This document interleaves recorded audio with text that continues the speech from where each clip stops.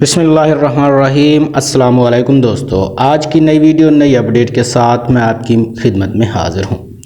دوستو، آج سرکاری ملازمین کے حوالے سے بڑی اہم ترین اپڈیٹ شیئر کرنے جا رہا ہوں، جس میں سرکاری ملازمین کی جو پنشن اصلاحات کی گئی ہیں اس میں 13 ترامیم کی گئی ہیں۔ آج ان 13 ترامیم کو میں بڑی تفصیل سے اور اردو میں بیان کرنے جا رہا ہوں کہ یہ ترامیم کیا ہیں اور ان میں سرکاری ملازمین کو کیا کچھ ملنے والا ہے۔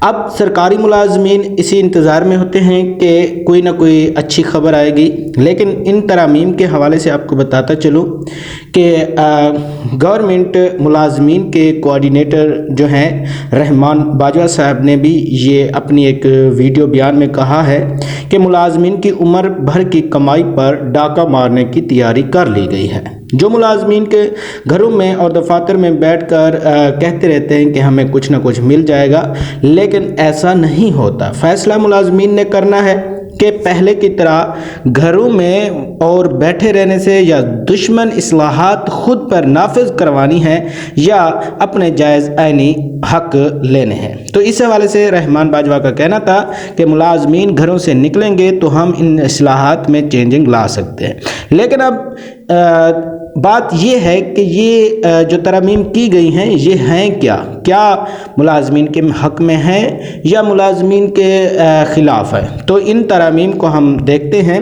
پنشن اسکیم میں جو مجوزہ ترامیم کی گئی ہیں، جس میں سب سے پہلی ترامیم سرکاری ملازم کو ریٹائرمنٹ سے 2 سال پہلے تنخواہ کے 70% کے برابر گراس پنشن ملے گی، یہ پہلی ترامیم ہے۔ دوسری ترامیم 25 سال نوکری کے بعد رضاکارانہ طور پر ریٹائرڈ ہو سکیں گے، یہ دوسری ترامیم ہے۔ تیسری ترامیم رضاکارانہ طور پر ریٹائرڈ لینے والوں کو 60 سال کی عمر تک پہنچنے تک کم از کم 3% اور زیادہ سے زیادہ 20% سالانہ پنشن سے کٹوتی ہوگی۔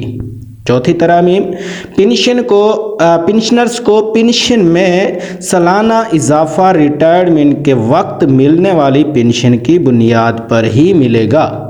پانچویں ترامیم پنشن میں سالانہ اضافہ علیحدہ رقم کے طور پر شمار ہوگا۔ چھٹی ترامیم پے اینڈ پنشن کمیشن ہر 3 سال بعد بیس لائن پنشن کا جائزہ لے گا۔ ساتویں ترامیم پنشنرز کی وفات کے بعد 10 سال تک اس کی فیملی کو پنشن مل سکے گی۔